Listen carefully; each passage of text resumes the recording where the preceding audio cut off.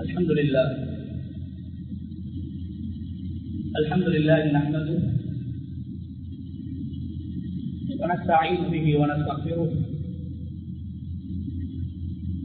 ونعوذ بالله من شرور أنفسنا ومن سيئات أعمالنا من يهد الله فهو المهتد ومن يضلل فلن تجد له وليا مرشدا أشهد أن لا إله إلا الله وحده لا شريك له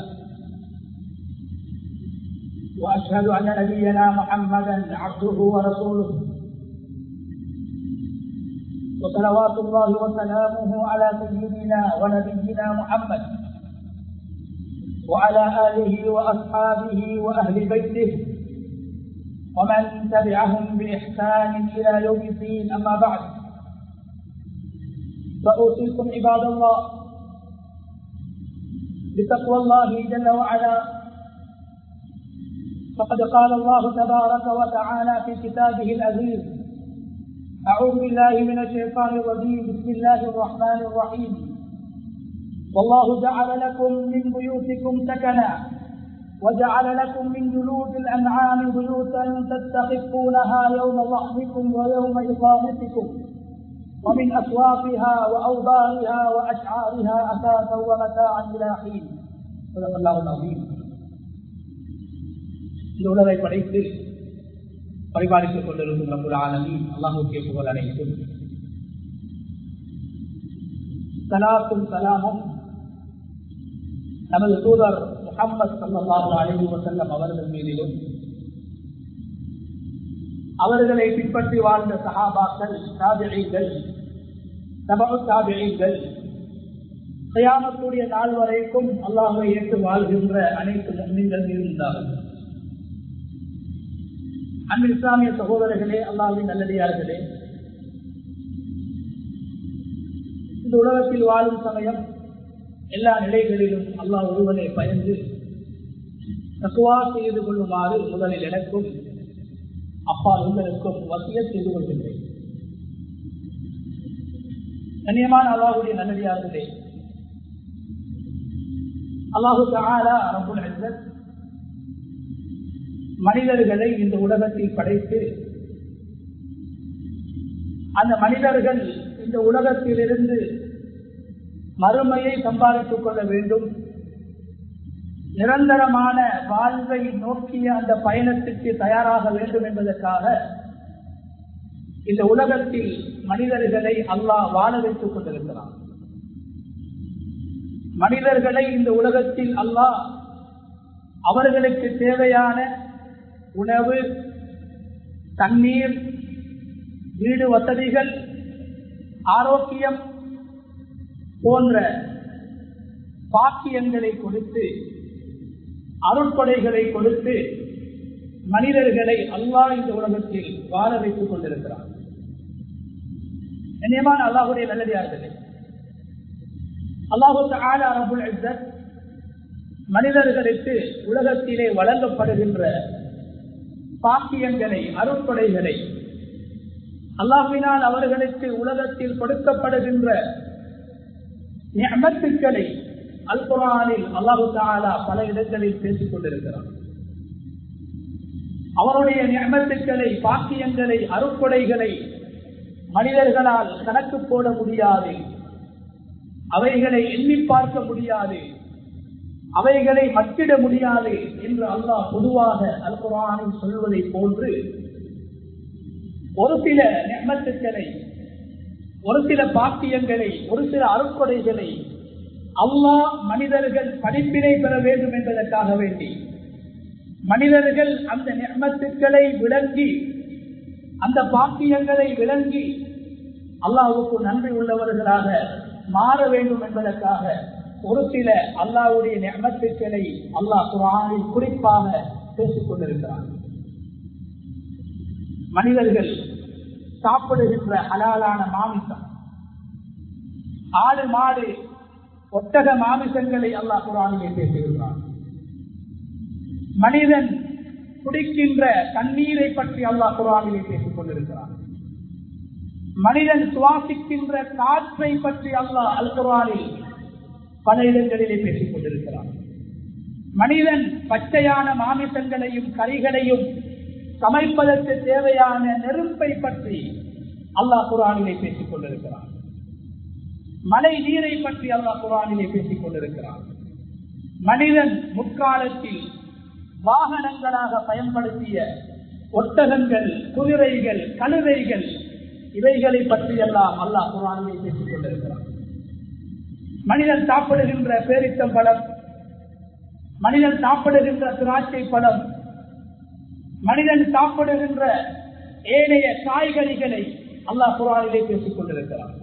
கண்ணியமான சகோதரர்களே, இப்படியான அல்லாஹ்வுடைய அருட்கொடைகளை, நிஅமத்துக்களை அல்லாஹ் குர்ஆனில் சூரா அன்-நஹல் என்று சொல்லப்படுகின்ற தேனி என்ற பெயரில் அல்லாஹ் குர்ஆனில் ஒரு சூறாவை இறக்கி, அந்த சூறாவில் எப்படி தேநீரை, அதாவது தேனியின் மூலமாக பெறப்படுகின்ற அந்த தேனை அல்லாஹ் மனிதர்களுக்கு ஆரோக்கியமாக ஆக்கி வைத்திருக்கிறானோ, மனிதர்களுக்கு உணவாக ஆக்கி வைத்திருக்கிறானோ. கண்ணியமான சகோதரர்களே, ஒரு தேன், அந்த தேன் பானி எப்படி மனிதர்களுடைய நோய்களுக்கு குணமாக, ஆரோக்கியமாக அல்லாஹ் ஆக்கி வைத்திருக்கிறானோ, கண்ணியமான சகோதரர்களே, அது போன்ற அல்லாஹ்வுடைய பல நிஅமத்துக்களை அந்த சூறாவிலே அல்லாஹ் பேசிக் கொண்டிருக்கிறான். சூரா அன்-நஹ்லுக்கு சூரத்துன் நிஹ்மா, அல்லாஹ்வுடைய அருட்கொடைகள் என்ற பெயர் இருக்கிறது. அந்த அளவுக்கு அல்லாஹ் தஆலா ரப்பல் இஸ்ஸத் சூரத்துன் நஹ்லிலே அவருடைய அருட்கொடைகளை பற்றி பேசுகின்றான். மனிதர்கள் உலகத்திலே அனுபவித்துக் கொண்டிருக்கக்கூடிய பாக்கியங்கள், நிஅமத்துக்களை அல்லாஹ் தஆலா அந்த சூறாவிலே பேசிக் கொண்டிருக்கிறான். கண்ணியமான சகோதரர்களே, அப்படியான அந்த நிஅமத்துக்களை, அருட்கொடைகளை அல்லாஹ் குர்ஆனில் பேசுகின்ற போது, கண்ணியமான சகோதரர்களே, நாம் உலகத்திலே வாழ்கின்ற, நாம் உலகத்திலே ஓய்வெடுக்கின்ற, நாம் உலகத்தில் இன்பம் அனுபவிக்கின்ற, நாங்கள் வாழுகின்ற வீடு வாசல்களையும் அல்லாஹ் தன்னுடைய நிஅமத் என்று பேசுகிறான். வல்லாஹு ஜஅல லக்கும் மின் புயூத்திக்கும் சகனா. அல்லாஹ் சொல்கிறான், மனிதர்களே, நீங்கள் வாழுகின்ற வீடு அது மாளிகைகளாக இருக்கலாம், அது குடிசைகளாக இருக்கலாம், அல்லது சாதாரண அறைகளாக இருக்கலாம். ரசூலுல்லாஹி ஸல்லல்லாஹு அலைஹி வஸல்லம் அவர்கள் வீட்டிலே வாழவில்லை. ரசூலுல்லாஹி ஸல்லல்லாஹு அலைஹி வஸல்லம் அவர்கள் வெறும் ஒரு அறையில் தான் வாழ்ந்தார்கள். ஒவ்வொரு மனைவிமார்களுக்கும் ஒவ்வொரு அறை. அந்த அறையில் 3 பேர்கள் தான் வாழ முடியும். 3 பேர்களுக்குத்தான் ஒரு அறையில் தூங்க முடியும். அந்த அளவுக்கு சாதாரணமான ஒரு அறையில் தான் ஸல்லல்லாஹு அலைஹி வஸல்லம் அவர்கள் வாழ்ந்திருக்கிறார்கள். ஆனால் ஸல்லல்லாஹு அலைஹி வஸல்லம் அவர்கள் வாழ்ந்த அந்த அறைகள், அந்த ரூம்கள், அந்த அறைகளை அல்லாஹ் குர்ஆனிலே பேசியிருக்கிறார். சூரத்துல் ஹுஜராத். ஸல்லல்லாஹு அலைஹி வஸல்லம் அவர்களுடைய மரியாதை, ஸல்லல்லாஹு அலைஹி வஸல்லம் அவர்களுடைய கண்ணியம், இவைகளை பற்றி குர்ஆனில் அல்லாஹ் பேசுகின்ற சூராவுக்கு அல்லாஹ் பேர் வைத்திருப்பது சூரத்துல் ஹுஜராத். நபி ஸல்லல்லாஹு அலைஹி வஸல்லம் அவர்களுடைய அறைகள், வாழ்ந்த ரூம்கள் என்றுதான் அல்லாஹ் பேசுகிறானே தவிர ஸல்லல்லாஹு அலைஹி வஸல்லம் அவர்கள் சாதாரண ஒரு ரூமில் தான் வாழ்ந்திருக்கிறார்கள். அல்லாஹ் சொல்கிறான், நீங்கள் வாழக்கூடிய வீடுகள் மாளிகைகளாக இருந்தால் என்ன, குடிசைகளாக இருந்தால் என்ன, அந்த வீடு அது ஒரு நிஅமத்தாக உங்களுக்கு தரப்பட்டிருக்கிறது, ஒரு பாக்கியமாக தரப்பட்டிருக்கிறது. அந்த வீட்டின் மூலம் உங்களுக்கு நிம்மதி கிடைக்க வேண்டும். சக்கரா, உங்களுடைய வீடுகளிலே உங்களுக்கு நிம்மதி கிடைக்க வேண்டும். வீடு பெருசாக இருப்பதல்ல, வீடு அழகாக இருப்பதல்ல, வீட்டுடைய வெளித்தோற்றம் கவர்ச்சியாக இருப்பதல்ல நிர்மல். சாதாரண வீட்டில் ஒருவர் வாழ்ந்தாலும், குடிசையில் வாழ்ந்தாலும் அந்த மனிதனுக்கு நிம்மதி கிடைக்க வேண்டும். அவர் எதிர்பார்க்கின்ற அந்த அன்பு அவருக்கு கிடைக்க வேண்டும், மன நிறைவு கிடைக்க வேண்டும். கண்ணியமானவர்களே, இன்று சில பேர்கள் வீடை பெருசாக கட்டினார்கள், ஆனால் அவர்களுக்கு நிம்மதி கிடைக்கவில்லை. அந்த வீட்டின் மூலம் அவர்களுக்கு மன ஆறுதல் கிடைக்கவில்லை. அவர்கள் கட்டிய வீட்டிலே அவர்கள் தற்கொலை செய்து கொள்கிறார்கள். வாழ வேண்டிய வீட்டிலே இறந்து விடுகிறார்கள். பெரும் பெரும் வாகனங்களை வாங்குகிறார்கள். ஆனால் அந்த வாகனத்தில் அல்லாஹ் அதன் மூலமாக ஒரு மனிதன் உலகத்தில் அனுபவிக்க வேண்டிய அந்த நிம்மதியை அல்லாஹ் கொடுக்கவில்லை என்றால், மன நிறைவை கொடுக்கவில்லை என்றால், மன ஆறுதலை கொடுக்கவில்லை என்றால், அதே கோடிக்கணக்கான வாகனத்திலே அவர் தனது உயிரை மாய்த்துக் கொள்ளக்கூடிய ஒரு நிலைமையை நாங்கள் பார்த்துக் கொண்டிருக்கிறோம். எனவே கண்ணியமானவர்கள், அல்லாஹ் சொல்கிறார், உங்களுடைய வீட்டில் உங்களுக்கு நிம்மதியை நாங்கள் வைத்திருக்கிறோம். எப்படி? அதற்கு முன்னைய வசனத்தில் அல்லாஹ் சொல்கிறார், உங்களுடைய மனைவியின் மூலம் உங்களுக்கு நிம்மதி கிடைக்க வேண்டும். மனைவியின் மூலம் நிம்மதி பெறாதவர் குடும்ப வாழ்விலே தோல்வி கண்டவர். வீட்டில் நிம்மதி இல்லை என்றால் அவர் செய்த தொழிலில், வியாபாரத்தில், கட்டிய வீட்டிலே அவர் தோல்வி கண்டவர். அல்லாஹ் சொல்கிறான், வீடு என்றால் அந்த நிம்மதி இருக்க வேண்டும். வீட்டுக்குள் வரும்போது சந்தோஷம் இருக்க வேண்டும். வெளியே சென்றால் எப்போது நான் வீட்டுக்கு வருவேன் என்ற உணர்வு ஒருவருக்கு ஏற்பட வேண்டும். ஏன்? அந்த வீடு என்பதற்கு அல்லாஹ் குர்ஆனில் சொல்கின்ற இன்னும் ஒரு பெயர் மக்கள். சுக்கூன் என்றால் அமைதி, சுக்கூன் என்றால் நிம்மதி, சுக்கூன் என்றால் மன ஆறுதல். அல்லாஹ் குர்ஆனில் வீட்டுக்கு சொல்கிற இன்னும் ஒரு பெயர் மக்கள். மனிதன் நிம்மதியை பெறக்கூடிய இடம், சந்தோஷத்தை அடைந்து கொள்ளக்கூடிய இடம், மன நிறைவை பெறக்கூடிய இடம் என்று அல்லாஹ்வே வீட்டுக்கு குர்ஆனிலே பேசுகிறார். அதனால் தான் ரசூலுல்லாஹி ஸல்லல்லாஹு அலைஹி வஸல்லம் அவர்கள் முதலாக ஜிப்ரீல் அலைஹிஸ்ஸலாம் அவர்களுடைய உண்மையான தோற்றத்தில் கண்ட நேரத்தில் ஸல்லல்லாஹு அலைஹி வஸல்லம் அவர்களுக்கு பயம் ஏற்பட்டது. ஸல்லல்லாஹு அலைஹி வஸல்லம் அவர்களுக்கு கவலை ஏற்பட்டது. ஸல்லல்லாஹு அலைஹி வஸல்லம் அவர்களுக்கு காய்ச்சல் ஏற்பட்டது. இந்த நேரத்தில் ஸல்லல்லாஹு அலைஹி வஸல்லம் அவர்கள் ஓடி வந்தது அவர்களுடைய வீட்டுக்கு. அவர்களுடைய சாதாரண வீட்டுக்கு தான் ஓடி வந்தார்கள். ஏன்? நான் எதிர்பார்க்கின்ற நிம்மதி, நான் எதிர்பார்க்கின்ற மன ஆறுதல், நான் எதிர்பார்க்கின்ற மன நிறைவு எனது வீட்டிலே அல்லாஹ் வைத்திருக்கிறார். கண்ணியமான சகோதரர்களே, அதனால் தான் ரசூலுல்லாஹி ஸல்லல்லாஹு அலைஹி வஸல்லம் அவர்கள் சொன்னார்கள், இந்த உலகத்தில் ஒரு மனிதனுக்கு சாலிஹான மனைவி கிடைத்திருக்கிறார். அதே மனிதனுக்கு மன நிறைவு தரக்கூடிய, சந்தோஷம் தரக்கூடிய, நிம்மதியை கொடுக்கக்கூடிய வீடும் கிடைத்திருக்கிறது சொன்னார்கள் ஸல்லல்லாஹு அலைஹி வஸல்லம். இது ஒரு மனிதனுடைய வெற்றிக்கான அடையாளம். ஒரு மனிதனுடைய அவருடைய வெற்றிக்கான அடையாளம் என்று ஸல்லல்லாஹு அலைஹி வஸல்லம் அவர்கள் வீட்டையும் மனைவியையும் சொன்னார்கள். கண்ணியமான அல்லாஹ்வுடைய நல்லடியார்களே, சஹாபாக்களுடைய வீடு சாதாரணமான வீடு. ஸல்லல்லாஹு அலைஹி வஸல்லம் அவர்களுக்கு வீடே கிடையாது, அறைகள் தான். ஆனால் அந்த வீடுகளை அல்லாஹ் குர்ஆனிலே பேசுகின்றான். அந்த வீட்டிலே வாழ்ந்தவர்களை அல்லாஹ் புகழ்ந்து பேசுகின்றான். சிறந்தவர்கள் என்று சொல்கிறான், உயர்ந்தவர்கள் என்று சொல்கிறான், வெற்றியாளர்கள் என்று சொல்கிறான். எனவே கண்ணியமானவர்களே, எங்களுடைய வீடுகள் ஒரு ஆண் சொல்கின்ற வீடுகளாக மாற வேண்டும். ஒரு வீட்டை கட்டுகின்ற போது எங்களுடைய தேவைகளுக்கு ஏற்றவாறு நாங்கள் கட்டுகிறோம். நாம் விரும்புகின்ற பிரகாரம் நாங்கள் கட்டுகிறோம். நாம் வாழ வேண்டும் என்ற நோக்கத்திலே கட்டுகின்றோம். நாம் சந்தோஷம் அடைய வேண்டும் என்ற எதிர்பார்ப்பிலே கட்டுகின்றோம். ஆனால் கண்ணியமானவர்களே, சந்தோஷம் இல்லை என்றால், அந்த வீட்டிலே நிம்மதி இல்லை என்றால், அந்த வீட்டிலே மனநிறைவு இல்லை என்றால், கண்ணியமான சகோதரர்களே, அந்த வீட்டின் மூலம் நாம் எதிர்பார்க்கின்ற பயனை அடையவில்லை, பிரயோஜனத்தை அடையவில்லை. எனது வீடு வெறும் நாங்கள் தூங்கக்கூடிய இடமாக, ஆசைகளை தீர்க்கக்கூடிய இடமாக, நினைத்ததை செய்யக்கூடிய இடமாக எங்களுடைய வீடுகளை நாங்கள் மாற்றுகின்ற போது அது நிம்மதி அற்ற ஒரு வீடாக அந்த வீடு மாறிவிடுகிறது. மீன் வளர்க்கக்கூடியவர்கள் அந்த மீனுடைய தொட்டியை சுத்தம் செய்வார்கள். அடிக்கடி அதை பார்ப்பார்கள். ஏன் நான் மீனை வளர்க்கின்றேன். ஆடு மாடுகளை வளர்க்கக்கூடியவர்கள் அந்த ஆடு மாடுகளுடைய காளைகளை அவைகள் இருக்கக்கூடிய இடங்களை பார்ப்பார்கள். ஏன் நான் ஆட்டையும் மாட்டையும் வளர்க்கின்றேன். நான் கோழியை வளர்க்கின்றேன். கோழி கூடுகளை அழகாக கட்டுவார்கள்.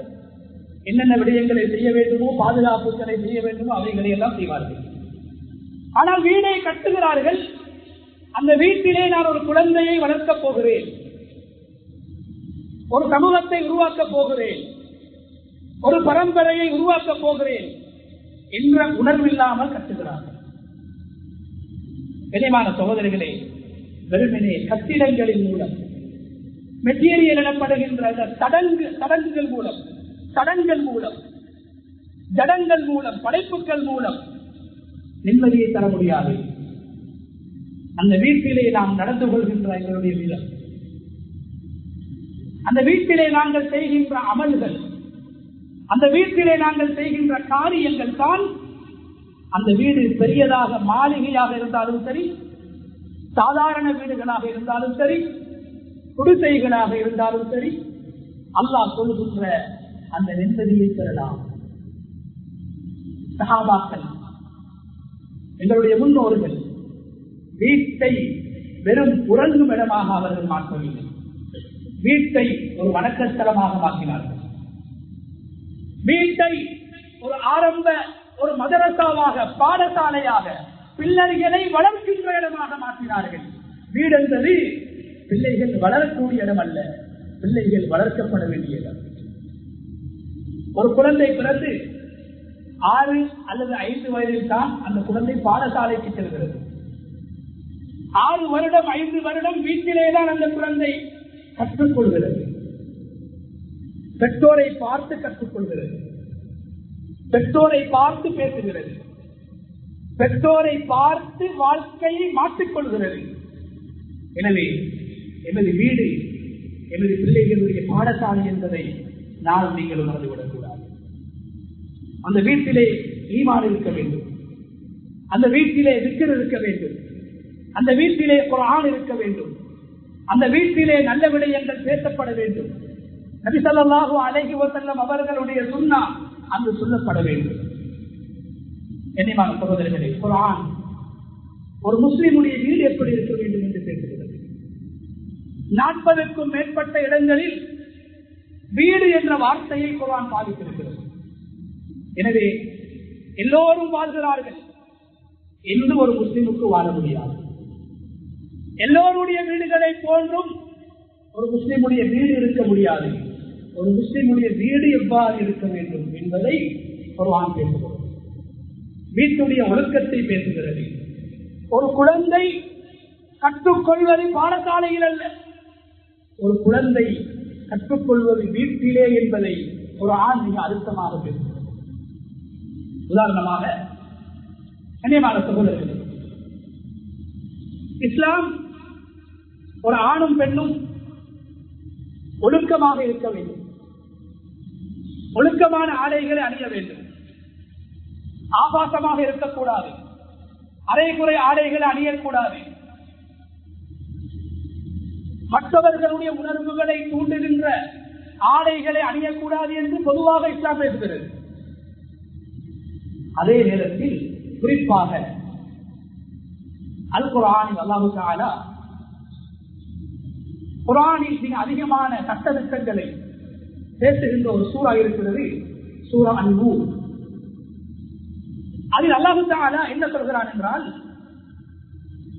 ஒரு குழந்தை ஆபாசத்தை பார்த்து பழகுவது, அசிங்கங்களை பார்த்து பழகுவது, கவர்ச்சியை பார்த்து பழகுவது வெளி சூழலில் அல்ல, பாடசாலையில் அல்ல, பட தியேட்டர்களில் அல்ல, பாதைகளில் அல்ல. ஒரு குழந்தை ஆபாசத்தை பார்க்கக்கூடிய இடம் வீடு என்று அல்லாஹ் பேசுகிறான். அந்நிய பெண்ணை அல்ல, தனது தாயை பார்த்து ஒரு குழந்தை ஆபாசத்தை ஆசை வைக்கக்கூடிய குழந்தையாக, ஆபாசத்துக்கு அடிமையாக கூடிய குழந்தையாக வீட்டில் இருந்து ஒரு குழந்தை பழகுகிறது என்பதை குர்ஆன் பேசுகிறது. 5 வயதுதானே, 3 வயதுதானே, 6 வயதுதானே, 7 வயதுதானே என்று ஒரு தாய் தன்னுடைய பிள்ளைக்கு முன்னால் அரைக்குறை ஆடையோடு இருக்கக்கூடாது. எனது மகனுக்கு 4 வயதுதானே, எனது மகனுக்கு 8 வயதுதானே, எனது மகனுக்கு 9 வயதுதானே என்று ஒரு வாப்பா சோட்டோடு கட்ட கழுத்தனோடு அரைகுறை உடுப்போடு யூத கிறிஸ்தவர்களுடைய உடுப்போடு வீட்டுக் கொண்டால் இருக்க முடியாது. ஏன்? அல்லாஹ் சொல்கிறான், மனிதர்களை படைத்த ரப்பு சொல்கிறான், ஒரு குழந்தை 4, 5, 6, 7 வயது அடைகிற போது அந்த குழந்தையுடைய உள்ளத்தில் இயல்பாக உணர்வுகள் இருக்கிறது. ஆண் குழந்தைக்கு பெண் குழந்தையின் மீதும், பெண் குழந்தைக்கு ஆண் குழந்தையின் மீதும் ஈர்ப்பு ஏற்படுவது பருவ வயதுக்கு பின்னால் அல்ல, 7, 8 வயதிலே ஆரம்பிக்குகிறது. பிள்ளைகளுக்கு முன்னால் ஒரு தாய், பிள்ளைகளுக்கு முன்னால் ஒரு வாப்பா ஒழுக்கமாக இருக்க வேண்டும். வீடுதான் என்று அவித்து விட்டு இருக்க முடியாது, அரைகுறையாக இருக்க முடியாது, நிர்வாணமாக இருக்க முடியாது. உனது ஆடை ஒழுங்காக இருக்க வேண்டும், உனது உடுப்பு ஒழுங்காக இருக்க வேண்டும், உனது மறைவிடங்கள் மறைக்கப்பட்டிருக்க வேண்டும். உன்னை உனது மகன் பார்க்கிறான், உன்னை உனது மகன் பார்க்கிறான். குர்ஆனில் அல்லாஹ் தஆலா 3 நேரங்களை சொல்கிறான். ஒரு மனிதன் மனைவியோடு உல்லாசமாக, சந்தோஷமாக, இன்பமாக இருக்கின்ற 3 நேரங்கள், பாலுறவில் ஈடுபடுகின்ற 3 நேரங்கள் குர்ஆனிலே அல்லாஹ் பேசுகின்றான். அல்லாஹ் சொல்கிறான், ஈமான் கொண்டவர்களே, விசுவாசிகளே, உங்களுடைய வீட்டிலே நீங்கள் மீனை வளர்ப்பதை போன்று, கோழியை வளர்ப்பதை போன்று, புறாவை வளர்ப்பதை போன்று பிள்ளைகளை வளர்க்க வேண்டும். வளரவிடக்கூடாது, பிள்ளைகளை வளர்க்க வேண்டும். ஒரு ஆசான் பாடசாலையில் பிள்ளைகளை வளர்ப்பதை போன்று, கற்றுக் கொடுப்பதை போன்று பெற்றோர்கள் வீட்டிலே வாழ்கின்ற சமயம் பிள்ளைகளை வளர்க்க வேண்டும். அல்லாஹ் சொல்கிறார், யா அய்யுஹல்லதீன ஆமனூ லியஸ்தஅலின்கும் அல்லதீன மலக்கத் ஐமானுக்கும் வல்லதீன லம் யப்லுகுல் ஹுலும மின்கும் 3 மர்ராத். ஈமான் கொண்டவர்களே, நீங்கள் வீடுகளுக்குள்ளால் இருக்கின்ற போது 3 நேரங்கள், மனிதன் உறங்கக்கூடிய 3 நேரங்கள், மனிதன் ஓய்வெடுக்கின்ற 3 நேரங்கள், பெற்றோர் தனிமையில் இருக்கின்ற 3 நேரங்கள் அல்லாஹ் சொல்லிட்டான். இந்த 3 நேரங்களில் உங்களுடைய அடிமைகள் மிருகத்தை போன்று பார்க்கப்பட வேண்டிய அடிமைகள், பார்க்கப்பட்ட அடிமைகள், உங்களுடைய வீட்டிலே வேலை செய்யக்கூடியவர்கள், உங்களுடைய பணியாட்கள், உங்களோடு ஒன்றாக கலந்து வாழக்கூடியவர்கள், உங்களுடைய அடிமைகளும்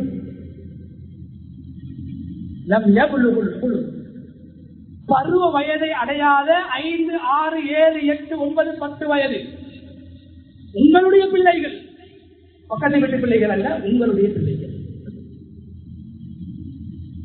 இவர்கள் 3 நேரங்களில் உங்களை சந்திப்பதாக இருந்தால், உங்களுடைய வீட்டுக்குள்ளால் வருவதாக இருந்தால், உங்களுடைய பெட்ரூம், நீங்கள் உறங்கும் அறை, அல்லாஹ் சொல்கிறான், ஸலாசு அவ்ராத்தின் லக்கும், தனிமையில் மறைந்து நீங்கள் மனைவியோடு இருக்கின்ற அந்த நேரம், கணவனோடு இருக்கின்ற அந்த நேரம், அந்த 3 நேரங்களிலும் நீங்க பத்த புள்ள, உங்களோட புள்ள 5 வயசு, உங்களோட புள்ள 6 வயசு, உங்களோட புள்ள 7 வயசு, உங்களோட புள்ள 9 வயசு, உங்களோட பார்வையில் அவன் சின்னவன். அல்லாஹ் சொல்றான், அவனுக்கும் உணர்வுகள் ஏற்படும். அவனுக்கும் ஆசை வரும். வீட்டிலே பார்ப்பதை வெளியே பார்க்க வேண்டும் என்ற எண்ணம் வரும். அல்லாஹ் பேசுவதை சொல்கிறேன். அந்த 3 நேரத்தில் உங்களோட பிள்ளையாக இருந்தாலும் உங்களோட ரூமுக்குள்ள உடைச்சுக் கொண்டு வரையலாது, கதவை இழுத்துக் கொண்டு வரையலாது, கதவை தள்ளிக்கொண்டு வரையலாது. அல்லாஹ் சொல்றான், 5 வயசு 6 வயசு 7 வயசு பிள்ளையும் பாப்பா உள்ளுக்கு வரவா, உம்மா உள்ளுக்கு வரவா என்று ஒரு அந்நிய ஒருவன் உங்களுடைய வீட்டுக்குள்ளால் அனுமதி கேட்டு எப்படி வர வேண்டுமோ அதுபோன்று நீங்கள் பெற்ற பிள்ளைகள், உங்களோடு ஒன்றாக இருக்கின்ற உங்களுடைய பணியாட்கள் அந்த 3 நேரங்களிலும் அனுமதி கேட்டு வர வேண்டும். நாங்கெல்லாம் சுபோக்கு பின்னால தூங்குற கூட்டம். அல்லாஹ் சொல்றான், ஒரு மனித சுபோக்கு பின்னால தூங்க மாட்டான், ஒரு முஃமின் சுபோக்கு பின்னால தூங்க மாட்டான். நீ கபலி ஸலாத்தில் ஃபஜ்ர், இரவிலே குடும்பத்தோடு மனைவியோடு சந்தோஷமாக உறங்கிவிட்டு அவருடைய ஆடைகள் அரைகுறையாக இருக்கும் அறைக்குள்ளால் அவருடைய ஹலாலான மனைவியோடு இருந்து அவரை தூங்கி எழுந்து சுபகுடைய தொழுகைக்காக தயாராக வேண்டியது சுபகுடைய அதானுக்கு பின்னால் அல்ல. அல்லாஹ் சொல்கிறான், சுபகுடைய அதானுக்கு முன்னால் உங்களுடைய பெற்றோர்கள், உங்களுடைய உம்மா வாப்பா அறையிலே இருப்பார்கள், தூங்கி எழுப்பியிருப்பார்கள், ஆடைகள் அரைகுறையாக இருக்கும், அவுரத்துக்கள் வெளிப்பட்டிருக்கலாம். இந்த நேரத்தில் ஒரு மகன் வாப்பாட ரூமுக்குள்ள போறதாக இருந்தாலும் உம்மாட ரூமுக்குள்ள போறதாக இருந்தாலும் சலாம் சொல்லி அனுமதி பெற்று போக வேண்டும். முதலாவது நேரம் சுபகுடைய தொழுகைக்கு முன்னால் அல்லாஹ் சொல்கிறார், டைம் டேபிள் அல்லாஹ் சொல்கிறார்.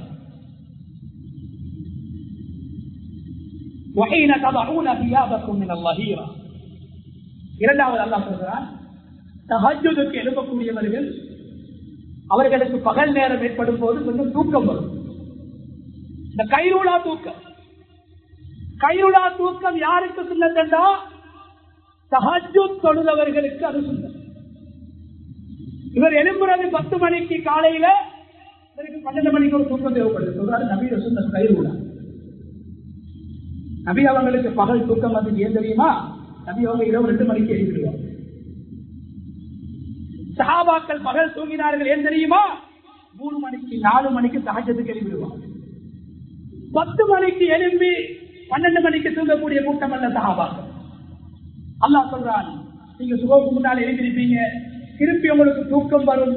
தூங்கக்கூடிய நேரத்தில் உங்களோட மனைவியோட நீங்க தூங்குவீங்க. பகலுடைய நேரம், கைரூலாவுடைய நேரம், பகலுடைய தூக்கம் தூங்கக்கூடிய அந்த நேரத்தில் நீங்க பெற்ற 5 வயசு பிள்ளையாக இருந்தாலும் 9 வயசு பிள்ளையாக இருந்தாலும் உங்களோட ரூமுக்குள்ள உழைத்துக் கொண்டு வரையிலாது அனுமதி கேட்டுக் கொள்வது. இஸ்லாம் கூட ஒழுக்கமான மார்க்கம் சொல்வது. பக்கத்தை வீட்டு பிள்ளை அல்ல, தான் பெற்ற பிள்ளையும் தன்னுடைய படுக்கை அறைக்கு வருவதாக இருந்தால் அனுமதி பெற்று வர வேண்டும் என்ற ஒழுக்கத்தை சொன்ன மார்க்கம் இஸ்லாம். பகலுடைய நேரம். மூணாவது அல்லாஹ் சொல்றான், இஷா தொழுது முடிஞ்சா வேற வேலைங்க ஒவ்வொரு தூங்குவார். இஷா தொழுகைக்கு பின்னாலும் நீங்கள் உறங்குவீர்கள், மனைவிமார்களோடு இன்பம் அனுபவிப்பீர்கள், உல்லாசமாக இருப்பீர்கள். அந்த நேரத்தில் உங்களுடைய அவுரத்துக்கள் சில போது தென்படலாம், வித்தியாசமான காட்சியில் நீங்கள் இருக்கலாம். அதை உங்களுடைய 5 வயது குழந்தை பார்த்துவிடக் கூடாது, 9 வயது குழந்தை பார்த்துவிடக் கூடாது, 10 வயது குழந்தை பார்த்துவிடக் கூடாது. எனவே கண்ணியமானவர்களே, அந்த 3 நேரங்களிலும் ஒரு குழந்தை, ஒரு பிள்ளை பெற்றோரிடத்தில் அனுமதி கேட்டு அந்த அறைக்குள்ளால் செல்ல வேண்டும் என்று அல்லாஹ் கட்டளையிட்டிருக்கும் போது அந்த அறையில் உடுக்கின்ற உடுப்போடு பிள்ளைக்கு முன்னால் இருக்கலாமா? அந்த அறையில் உடுக்கின்ற உடுப்போடு அந்நியவர்களோடு பேசலாமா? அந்த அறையில் உடுத்திருக்கக்கூடிய உடுப்போடு வீட்டு வாசலில் நிற்கலாமா? உன்னை பிள்ளை கூட அதை பார்க்க கூடாது என்று அல்லாஹ் சொல்கிறார். அந்த நேரத்தில் உள்ள பிள்ளை கூட அனுமதி பெற வேண்டும் என்று அல்லாஹ் சொல்கிறார். கண்ணியமானவர்களே, எனவே ஒரு குழந்தை ஆபாசத்தை படிப்பது பாடசாலையில் அல்ல, பாதையோரங்களில் அல்ல, கடை தெருக்களில் அல்ல, அந்த குழந்தை வீட்டிலே தான் கற்றுக் கொடுக்கிறது. ஸல்லல்லாஹு அலைஹி வஸல்லம் அவர்கள் சொன்னார்கள், உங்களுடைய குழந்தை 9-10 வயதை அடைந்தால், 7-8 வயதை அடைந்தால் உங்களுடைய பிள்ளைகள் தான், உங்களுடைய மகனும் மகளும் ஒரே படுக்கையிலே உறங்க முடியாது. நீங்கள் அவர்கள் படுக்கும் இடத்தை வித்தியாசப்படுத்துங்கள். வேறு வேறு கட்டிலை கொடுங்கள். மூத்த மகனுக்கு ஒரு கட்டில், இரண்டாவது மகனுக்கு ஒரு கட்டில். வசதி இல்லையா? ஒரே கட்டில 2 பிரித்துக் கொடுங்க. தலைவணியால பிரிங்க. ஒரே வெற்றிக்குள்ளால உங்களுக்கு கிடைச்ச 2 பிள்ளைகள் தூங்கக்கூடாது. எத்தனை வயசு? 16 வயசு குழந்தைய சொல்லல. நபி அவங்க சொன்னாங்க 9-10 வயசுல உணர்வுகளை இயல்பான உணர்வுகளை படக்கூடிய பருவம், ஆபாட்டங்களை பார்த்து உணர்வுகளை வளர்க்கின்ற பருவம். உங்களுடைய குழந்தைகள் கெட்டுவிடக்கூடாது. உங்களுடைய குழந்தைகள் ஆபாசத்துக்கு அடிமையாகிவிடக் கூடாது. உங்களுடைய குழந்தைகள் மிருக ஆசைக்கு அடிமைகளாக மாறிவிடக் கூடாது. அந்த கல்வியை வீட்டிலே கொடுங்கள். அந்த ஒழுக்கத்தை வீட்டிலே சொல்லிக் கொடுங்கள். 2 குழந்தைகள் ஆண் குழந்தைகளாக இருந்தாலும் சரி, 2 குழந்தைகளும் பெண் குழந்தைகளாக இருந்தாலும் சரி, 7 வயது தொழுகின்ற வயது வருகிறதா, 8 வயது தொழுகின்ற வயது வருகிறதா? ஸல்லல்லாஹு அலைஹி வஸல்லம் அவர்கள் 1400 வருடங்களுக்கு முன்னால் சொன்னார்கள், படுக்கையை பிரித்து விடுங்கள். கண்ணியமானவர்களே, அப்ப மகனும் மகனும் ஒரே படுக்கையில் தூங்கலாமா? ஒரே பெட்டியில் தூங்கலாமா? முடியாத சகோதரர்களே. தான் பெற்ற பிள்ளைகள் தான். இஸ்லாம் சொல்கிறது, படுக்கையை பிரித்துக் கொடுங்கள். வீட்டிலே ஒழுக்கத்தை சொல்லிக் கொடுங்கள். எனவே அந்த குழந்தைகள் கெட்டுப் போவது வெறுமனே வெளி சூழலில் அல்ல, வெறுமனே தீய நட்புகளால் அல்ல, என்னுடைய வீட்டுடைய சில நடவடிக்கை, என் மனைவியுடைய ட்ரெஸ் கோட், என் மனைவி வீட்டுக்குள்ள உடுக்கிற உடுப்பு, நான் பார்க்க வேண்டிய அந்த உடுப்பு, அதை என்னுடைய மகன் பார்த்துவிடக் கூடாது, அதை என்னுடைய மகள் பார்த்துவிடக் கூடாது. கண்ணியமானவர்களே, எனவே வீடு என்னுடைய பேர் முஸ்லிமாக இருப்பதை போன்று என்னுடைய வீடும் முஸ்லிம் வீடாக இருக்கிறது. குழந்தைகளுக்கு இவ்வாறான ஒழுக்கங்களை ஒரு குழந்தை கற்றுக்கொள்ளக்கூடிய இடமாக ஒரு ஆண் வீட்டை பேசுகிறோம். வெறுமனே உறங்கக்கூடிய இடம் அல்ல, வெறுமனே சாப்பிடக்கூடிய இடம் அல்ல வீடு. சாப்பிட வேண்டும், உறங்க வேண்டும், பிள்ளைகளை வளர்க்க வேண்டிய இடம், வளர விடுகின்ற இடம் அல்ல. மீனை வளர்க்கின்றோம், ஆட்டை வளர்க்கின்றோம், கோழியை வளர்க்கின்றோம், பிள்ளைகள் வளர்கிறார்கள் அல்ல, பிள்ளைகளை வளர்க்க வேண்டும். எனவே வீட்டில் ஒழுக்கமான ஒரு சூழல், தீனுடைய ஒரு சூழல், குர்ஆனுடைய ஒரு சூழல், சுன்னாவுடைய ஒரு சூழல் உருவாக்கப்பட வேண்டும். ரசூலுல்லாஹி ஸல்லல்லாஹு அலைஹி வஸல்லம் அவர்கள் மதீனாவிலே வாழ்கின்ற போது எந்த மனைவிமார்களுக்கும் குழந்தை இருக்கவில்லை. முதலாவது மனைவி கதீஜாவுக்கு மாத்திரம்தான் குழந்தை. அப்படி இருந்தும் அந்த மனைவிமார்கள் எங்களை போன்ற வீடுகளில் வாழவில்லை. ஒவ்வொரு மனைவிக்கும் ஒவ்வொரு அறை, அதில் தான் வாழ்ந்தார்கள். ஆனால் அல்லாஹ் அந்த மனைவிமார்களை பார்த்து அவர்கள் பரிசுத்தமானவர்கள் என்று அல்லாஹ் சொன்ன அந்த மனைவிமார்களை பார்த்து அல்லாஹ் சொல்கிறான், நீங்க அடிக்கடி உங்களுடைய வீடுகளுக்குள்ளால் குர்ஆனுடைய ஆயத்துக்களை ஓடி குர்ஆன் சொல்கிற பிரகாரம் உங்களுடைய வீட்டு சூழலை மாற்றுங்கள். நபியுடைய மனைவிமார்களை பார்த்து அல்லாஹ் சொல்கிறான், நபியுடைய ஹதீஸை சுன்னாவை வாசியுங்கள் அல்லாஹ் சொல்கிறான். எனவே கண்ணியமான சகோதரர்களே, என்னுடைய வீடு ஒரு பாடசாலையாக, ஒரு மதரசாவாக இருக்க வேண்டும். எங்களுடைய வீடு ஒரு பள்ளி வாயலை போன்று இருக்க வேண்டும். ஸல்லல்லாஹு அலைஹி வஸல்லம் அவர்கள் சொன்னார்கள், பரலான தொழுகைகளை பள்ளி வாயலிலே நீங்கள் தொழ வேண்டும். ஆண்களே, நீங்கள் நபிலான தொழுகைகள், முன்பின் சுன்னத்துக்கள், துஹா, வித்ர் போன்ற தொழுகைகளை வீட்டிலே தொழுங்கள், அது பரக்கத்துக்கு சொன்னார்கள். எந்த வீட்டில் தொழுகை இல்லையோ, எந்த வீட்டில் குர்ஆன் இல்லையோ, எந்த வீட்டில் திக்ர் இல்லையோ சொன்னார்கள் ஸல்லல்லாஹு அலைஹி வஸல்லம், அந்த வீடு ஒரு மண்ணறைக்கு சமன் என்று சொன்னார்கள். மையத்துக்கள் அடக்கப்படுகின்ற கபரிஸ்தானத்துக்கு சமன் என்று சொன்னார்கள். அங்கு நிம்மதி இருக்க மாட்டாது, அங்கு அச்சம் இருக்கும், அங்கு பயம் இருக்கும். எனவே கண்ணியமானவர்களே, குர்ஆனை கொண்டு வீடுகளை பார்க்கிறோம். பக்ராவை ஓதுங்கள் என்று சொன்னார்கள் ஸல்லல்லாஹு அலைஹி வஸல்லம்.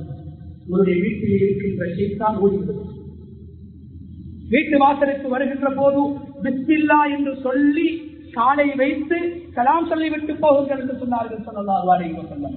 ஏன் அந்த வீட்டிலே பரக்கத் ஏற்படும் என்று சொன்னார்கள். அனஸ் ரலியல்லாஹு அன்ஹு சின்ன குழந்தையாக இருக்கின்ற போது அனஸ் ரலியல்லாஹு அன்ஹு அவர்களை அழைத்து ஸல்லல்லாஹு அலைஹி வஸல்லம் அவர்கள் சொல்கிறார்கள், நீ உனது வீட்டுக்குள்ளால் போகின்ற போது குழந்தையை பார்த்து சொல்கிறார்கள், நீ சலாம் சொல்லி விட்டு போ, உனக்கும் பரக்கத்து கிடைக்கும், அந்த வீட்டுக்கும் பரக்கத்து கிடைக்கும். பக்ராவை ஓதுங்கள் என்று சொன்னார்கள். வீட்டில் இருக்கின்ற ஷைத்தானெல்லாம் ஓடிவிடுவான், பரக்கத்து கிடைக்கும் என்று சொன்னார்கள் ஸல்லல்லாஹு அலைஹி வஸல்லம். வீட்டிலே உருவப்படங்களை தொங்க விடாதீர்கள், ரஹ்மத்துடைய மலக்குமார்கள் வரமாட்டார்கள் என்று ஸல்லல்லாஹு அலைஹி வஸல்லம் அவர்கள் சொன்னார்கள். ஜிப்ரீல் அலைஹிஸ்ஸலாம் அவர்கள் ரசூலுல்லாஹி ஸல்லல்லாஹு அலைஹி வஸல்லம் அவர்களை சந்திப்பதற்காக வருகிறார்கள். வருகின்ற போது வீட்டு வாசலில் ஒரு திரை போடப்பட்டிருக்கிறது. அந்த திரையில் தெளிவில்லாத அமைப்பில் ஒரு உருவம் இருக்கிறது. தெளிவான உருவம் அல்ல, தெளிவற்ற ஒரு உருவம் இருக்கிறது. ஜிப்ரீல் அலைஹிஸ்ஸலாம் சொல்கிறார்கள், ஸல்லல்லாஹு அலைஹி வஸல்லம் அவர்களை பார்த்து, இந்த கேட்டினை நீங்கள் மாற்ற வேண்டும், இந்த திரையை நீங்கள் மாற்ற வேண்டும், அப்போதுதான் நான் உங்களுடைய வீட்டுக்குள்ளே வருவேன். நபியுடைய வீடு, ரஹ்மத்துல் ஆலமீனுடைய வீட்டுக்குள்ளால் மலக்குமார்கள் செல்லவில்லை, ரஹ்மத்துடைய மலக்குமார்கள் போகவில்லை. காரணம் என்ன? அங்கே கேள்வியிலே, அங்கே திரையிலே ஒரு உருவம் இருந்தது. தெளிவற்ற ஒரு உருவம், தெளிவான உருவம் அல்ல. நபி அவர்கள் தெளிவான உருவத்தை போட மாட்டார்கள். ஜிப்ரீல் அலைஹிஸ்ஸலாம் சொல்லித்தான் நபி அவர்களுக்கு தெரியும் அங்கே உருவம் இருக்கிறது. அகற்றுகிறார்கள். அதற்கு பின்னால் தான் ஜிப்ரீல் அலைஹிஸ்ஸலாம் உள்ளுக்குவார்கள். மேலும் சொன்னார்கள் ஸல்லல்லாஹு அலைஹி வஸல்லம், ஒரு வீட்டுக்குள்ளால நாய்களை வளர்க்கிறார்கள் என்று நாகரிகமாக மாறும். பூனைகளை காசு கொடுத்து வாங்கி வளர்க்கிறார்கள். இன்னும் கொஞ்சம் முன்னேறி இதர முஸ்லிம்கள் நாயையும் வாங்கி வளர்க்கிறார்கள் வீட்டிலே. சொன்னார்கள் ஸல்லல்லாஹு அலைஹி வஸல்லம், நாய் வளர்க்கப்படுகின்ற வீட்டை ரஹ்மத்துடைய மலக்குமார்கள் ஏறெடுத்தும் பார்க்க மாட்டார்கள். எந்த வீட்டிலே நாய் வளர்க்கப்படுமோ சொன்னார்கள் ஸல்லல்லாஹு அலைஹி வஸல்லம், ஒவ்வொரு நாளும் அந்த மனிதன் செய்கின்ற நன்மைகளில் உஹது மலையளவு 2 மடங்கு பாரமாக அந்த நன்மைகள் மாற்றப்பட்டு உஹது மலையின் 2 மடங்கு நன்மைகள் அந்த மனிதனுடைய அன்றாட நன்மைகளிலிருந்து கிடைக்கப்படும் என்று சொன்னார்கள் ஸல்லல்லாஹு அலைஹி வஸல்லம். உஹது மலையளவு யாருமே உலகத்திலே ஒரு நாளை நன்மை சம்பாதிக்க முடியாது. அவர்கள் தொழுகின்ற பரலான தொழுகைகள், நபிலான தொழுகைகள், பிடிக்கின்ற நோன்புகள் எல்லாவற்றுடைய கூலியையும் அல்லாஹ் இல்லாமலாக்கி விடுவான் அந்த நாயை வீட்டுக்குள்ளால் வளர்த்த காரணத்தினார். எனவே குர்ஆனை ஓதுவோம், திக்ர் செய்வோம், வீட்டுக்குள்ளால் செல்கின்ற போது துஆவோடு செல்வோம், பக்ராவை ஓதுவோம், அஊது பிரப்பில் ஃபலக் என்ற அந்த சூறாக்களை, எங்களுடைய வீட்டிலே பாதுகாப்புகளை, ரஹ்மத்துடைய மலக்குமார்களை அழைத்து வருகின்ற இவ்வாறான குர்ஆனுடைய விடயங்கள், தீனுடைய விடயங்கள், தொழுவிடமாக, திக்ர் செய்யும் இடமாக, நல்ல விடயங்கள் வாசிக்கப்படுகின்ற இடமாக, நல்ல விடயங்கள் போதிக்கப்படுகின்ற இடமாக எங்களுடைய வீடுகளை மாற்றுவோம்.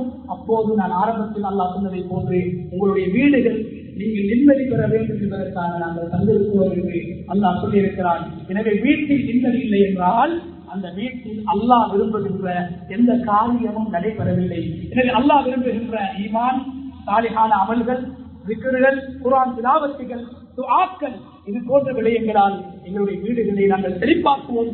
நிச்சயமாக அந்த வீடு குடிசையாக இருந்தாலும் நாம் எதிர்பார்க்கின்ற நிம்மதியை, சந்தோஷத்தை, பரக்கத்தை, ரஹ்மத்தை, கைராத்துகளை அல்லாஹு தஆலா ஏற்படுத்தி தருவான். எனவே வல்லநாயன் அல்லாஹு தஆலா நம்முடைய வீட்டு சூழலை ஈமானிய சூழலாக, அமலுடைய சூழலாக, நபி ஸல்லல்லாஹு அலைஹி வஸல்லம் அவருடைய காலத்தில் காணப்பட்ட அந்த வீடுகளுடைய சூழலாக அல்லாஹ் ரப்பல் இஸ்ஸத் ஆக்கி அருள்வானாக.